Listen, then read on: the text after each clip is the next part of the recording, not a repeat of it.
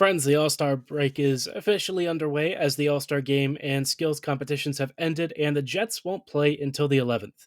In the meantime, though, Winnipeg prospects are still up to their fun and games, especially Brad Lambert, who will talk about his recent hot streak and what we've noticed in some of his games, and then also look towards the future with some interesting contract discussions surrounding Mark Scheifele and Pierre-Luc Dubois. All coming right up on tonight's episode of Locked On Winnipeg Jets. You're Locked On the Hockey Jets, your daily podcast on the Winnipeg Jets. Part of the Locked On Podcast Network, your team every day.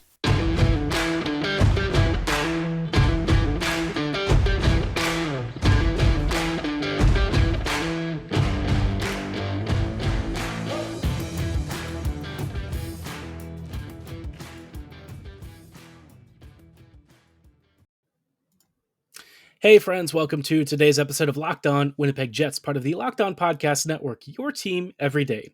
I'm your host, Harrison Lee, an avid Winnipeg Jets fan and an online blogger. You can follow me on Twitter at HLLivingLoco and at LO_Winnipeg Jets. As always, thanks for making Locked On Jets your first listen of the day every day. If you like what you're hearing, be sure to like, follow, and subscribe on your favorite podcasting platform of choice, including Apple, Spotify, Google, Megaphone, Odyssey, and YouTube. Doing so is completely free of charge and ensures you never miss another episode, but most of all, we just really love and appreciate your support. Tonight's episode is brought to you by FanDuel Sportsbook, official sportsbook of Locked On. Make every moment more by visiting FanDuel.com/LockedOn today to get started. Like I said at the top of the episode, obviously the Jets are kind of in a holding pattern until Saturday, but that doesn't mean that the NHL isn't still moving around, and of course, some of the moving parts involve prospects and stuff, right? Thankfully, we're not completely devoid of hockey. Although I will say that if you're not really subscribed to some of the other services, stuff like CHL and whatnot, or you don't live near some of the rinks, it can be hard to catch some of the action. Now, Brad Lambert, I've been following a little bit on Twitter with some footage and some shift-by-shift analysis of what he's been up to. And recently with the Thunderbirds, he's really started to find his next-level gear, right? This is a kid that we know is phenomenally talented, and since joining the Thunderbirds, he's rocking 7 points in 6 games, including an overtime winner and 4 goals, plus a few assists. It seems like he's really started to come into his own, and I think for the Jets that's really important because Lambert is the kind of kid who really thrives when he's confident and feeling himself. We know that his decision-making still needs a little bit of work, and so I think the biggest thing is kind of getting him up to speed in a league that really suits his skill sets, allows him to sort of dominate and control games, and start to prepare for that next level of hockey. We know that the Liga stint didn't exactly go super well, but every time he plays for Team Finland, he always torches the competition. So was it a question of him really struggling with stuff, or was it more like he just needs to play at a level where he can actually be that first line presence? I think we kind of want to see that, the latter in this case. Let him build confidence, let him start to really develop the tools and skill sets that he'll need to thrive at the professional level, because we know that certainly he's got pro level speed and a pro level shot, but it's just putting it all together in a cohesive package that I think is, for him, the key to taking the next step. Now, of course, we don't really know if he's going to take that next step with the Jets organization necessarily, as the Jets are trying to figure out, trade targets and stuff. Winnipeg might be looking to move Lambert in a deal if there's a big enough fish. And I have to say, as much as it would pain me, this is kind of what you draft a lot of really good players to do. If you're not going to develop them and use them in your organization, then, if you're a team like the Jets, who are sort of in the late stages of their last competitive window, they could potentially use him as a major trade chip if they're looking to acquire somebody like Timo Meier. Lambert's best case is he becomes a Timo Meier, and I think with time and patience, he will eventually be an offensive monster. But unless the Jets are looking more towards the future, Lambert probably won't be playing a major role with the team in the very near window, I would say. So for me, I'm kind of thinking Lambert is more on the way out of the Jets if they're chasing a major acquisition. It's not guaranteed. It's definitely not something that I think is going to be the be-all and end-all of their decision-making, but it wouldn't shock me if he's part of a major package if Chevy gets ambitious. And we know that in the past, push comes to shove, Chevy has made some pretty darn big deals, including some ones that were maybe a little bit on the surprising side. I think the Stastny one, the first time it happened, that one was kind of out of left field, but it ended up paying dividends for a Jets team at the time that was rolling and really, full steam ahead with an amazing team. So I will be sad if Lambert leaves. I would also be sad if Lucius leaves, but so long as the right caliber of player is coming back, I think I would be pretty chill with that. But of course, I'm talking about like a Meier or something. It can't be, a Jonathan Taves or something, which I don't think Chevy would really trade any high end assets for a player like that, anyways. Taves and Richie and some of these other guys, they're mostly third or fourth liners, depth players, not real big difference makers. So I think for the Jets, if they're chasing somebody major, that's when you kind of cash your chips in and you start going big, which, Meyer certainly fits that bill. And it feels like the Jets might generally have an inside track there, but remains to be seen if Winnipeg makes that deal before the trade deadline. I'm kind of hoping that they do and that they have some kind of an extension, maybe longer term locked up, I would say, just because, Dubois seems like he is still committed to leaving at some point, going to Montreal. And the Jets really have a team that I think is closer than it is far from being really fun and really special. So something to keep an eye on as the trade deadline continues to roll towards us. But in the meantime, some interesting stuff has happened to kind of maybe set the market for centers this, in the upcoming free agency market. A lot of these contract extensions for the Jets are going to be heavy hitters, and we're going to take a look at a couple of them for the Jets that I think might have some warning flags and some interesting impact from the recent Bo Horvat deal, which we'll also go into in just a moment.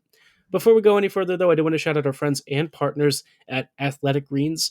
Our next partner has a product that I use literally every day. I started taking AG1 because I was looking for a boost to my daily routine and something to fortify my immune system. If you have no idea what AG1 is, it's just one delicious scoop stirred in a cup of water that helps you absorb 75 high-quality vitamins, minerals, whole food source superfoods, probiotics, and adaptogens. It's lifestyle friendly, so whether you're, with dietary restrictions from dairy-free or gluten-free stuff, or you just want keto, paleo, or vegan as part of your lifestyle, it's perfect for you. It's got no GMOs, no nasty chemicals. They avoid all the artificial additives, and it contains less than 1 gram of sugar, which is fantastic for those of you who are trying to, cut down on carbs and make sure that it is dietary restriction friendly. And, for a lot of you, you might also be thinking, is it cost conscious? Best answer, yes. It costs less than $3 a day, which is a lot cheaper than those cold brews you might be used to drinking. And best of all, it still tastes just as good. Athletic Greens comes with over 7,000 five-star reviews, so don't just take my word for it. It's used by professional athletes, trainers, just about everyone out there who's really interested in fitness and nutritional health. And best of all, it comes with tons of multivitamins and minerals, everything that you need to get your day started. So right now, it's time to reclaim your health and arm your immune system with convenient daily nutrition. It's just one scoop in a cup of water every day. That's it. No need for a million different pills and supplements to look out for your health. To make it easy, Athletic Greens is going to give you a free 1 year supply of immune supporting vitamin D and 5 free travel packs with your first purchase. All you got to do is visit athleticgreens.com/NHL network. Again, that is athleticgreens.com/NHL network to take ownership over your health and pick up the ultimate daily nutritional insurance.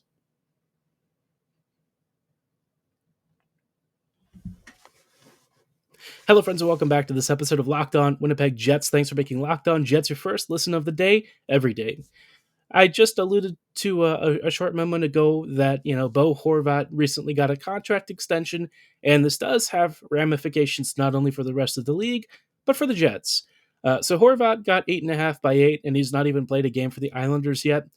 I think in a vacuum, I look at this deal, and I'm already seeing a lot of warning signs with this because Horvat has traditionally been something of like, I would say a 50 to 60 point center for the Vancouver Canucks. This year, he's, over a point per game. But you look at his shooting percentage and you're kind of thinking to yourself, that's got to plummet and come down at some point, right? Players like him, you see have shooting percentage spikes. Maybe they're 27, 28, maybe 29 even. And teams are like, oh, we got to lock this guy up long term. He's in his prime. But then they find out really quickly that that's not really the case.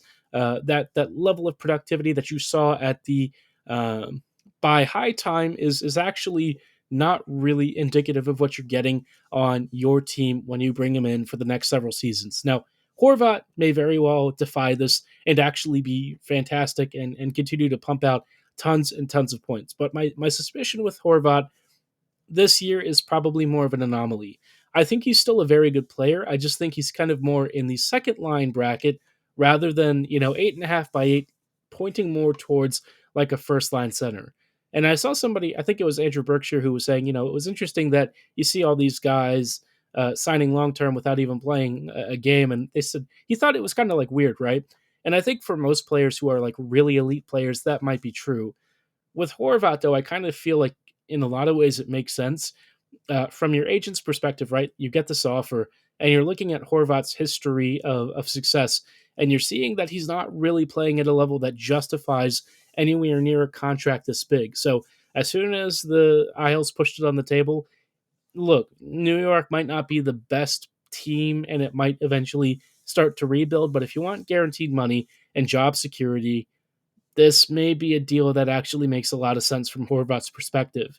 It does lock him into a team that may not be great for many years, but they're generally a team that at least makes the postseason. They've done so time and time again, and I don't know. For me, it just feels like Bo is looking for a place to settle. It gives him peace of mind and job security, and that can be really important for NHLers who are maybe having a career season and looking to cash out. Now, I said that this would potentially impact the Jets, and I think when it comes to Scheifele and Dubois, both of these deals are going to be probably something really similar. I think Dubois very clearly is in the 8.5 million bracket, although I don't think it's going to be the Jets that give him this deal. I think Montreal or wherever he ends up are going to be the ones to have to foot that bill. But all the same, let's just assume the Jets do resign him long term. I think 8.5 is certainly probably where he settles at. Now, the question for term might be more like 6 years. I don't think a max 8-year kind of thing would be, what the Jets would be going for here. But yeah, something to keep an eye on. Very interesting for, I guess, the Habs more so than it is for the Jets. I think the contract that would be of particular relevance for the Jets, though, that's going to be Scheifele's negotiations. Mark is definitely going to be asking for a big raise. He's making what, like $6 million right now. He basically got something akin to McKinnon's earlier deal, and now he wants to get paid like a superstar. And I think in a lot of ways, if Scheifele's asking for 9 to 9.5, that's kind of where I'd say I'd personally be out. I love Mark, and I think that he's a really big difference maker for this team. But looking at the cap considerations and Winnipeg's long-term financial picture, I don't know if that's the kind of salary you want to commit to. Even 8 to 8.5 is a little bit pricey, right? But by the same token, it depends on how the Jets want to approach the seasons beyond 2024. If they're thinking a rebuild is kind of in order, then yeah, you really can't keep Scheifele around for that process because, at this point, he's kind of on the downswing of his career. He's looking for a competitive team. And if the Jets are trying to rebuild or retool or something, I don't think having him waste those last remaining really productive years before he starts that downward slide makes a lot of sense. But I'm not in their strategic planning office. I know that Scheifele has been, a lifelong servant for this Jets team and has been rejuvenated by the coaching staff change. So maybe they think he really should be, a team leader, somebody that they bring back and certainly build around. But yeah, like somebody said, I've had contradictory thoughts. One of you commenters astutely put that out there, and yeah, that's kind of 100% where my mindset is. I really don't know what the right choice is because I feel like, you know, logically, in a lot of ways, there's evidence against resigning Scheifele, but the fan side of me is like, yeah, but he's also your first line center, and you don't really have an immediate replacement in line. But there's also the thought that you don't want to put yourself in a situation where you no longer have flexibility, and you end up with yet another Wheeler deal. I don't think his is going to age as badly as quickly, but you never know. It's something you have to be aware of and careful for. And you want the Jets to have as much flexibility as humanly possible. Now, speaking of flexibility, one other thing I wanted to talk about, someone that has been recently kind of thrown about in some of our chats on Twitter and stuff. Is Anthony Mantha a player that the Jets should acquire, and why or why not, right? Is he really, and very secretly, one of the big sleeper trade targets for a team like the Jets who want a big body and a big shot? We'll talk about, Mantha's kind of recent track record and whether or not he makes sense for this team in just a little bit. Before we go any further, though, I do want to shout out our friends and partners at FanDuel. This year, the only app you need at your Super Bowl party is FanDuel, America's #1 sportsbook. We're really excited about our new sports betting partner for Locked On because they're the #1 sportsbook in America. And of course, if you're new to FanDuel, that's even better. They have so many great features that make betting on sports fun and easy. Download FanDuel right now so you can bet Super Bowl 57 with a no sweat first bet. You'll get up to $3,000 back in bonus bets if your first bet doesn't win. FanDuel lets you bet on everything from the money line to point spreads to who will score touchdowns. So, for those of you who are thinking about Hurts versus Mahomes, do you think Mahomes' ankle is going to have recovered enough for him to toss like 4 touchdowns? Do you think Hurts is going to torch that KC secondary? I personally don't really know. I'm kind of leaning towards Hurts being the guy to maybe score 3+ TDs, but maybe you want to take the under. Hard to say. These defenses have been surprisingly good this year, so something to keep an eye out. But no matter what bet you place, FanDuel remains safe, secure, and super easy to use. And best of all, you can get instant payouts for your winnings. FanDuel right now is super easy to join. Head on over to FanDuel.com/lockedon to claim your no sweat first bet on Super Bowl 57. That's FanDuel.com/lockedon. Make every moment more with FanDuel, official sportsbook partner of the NFL.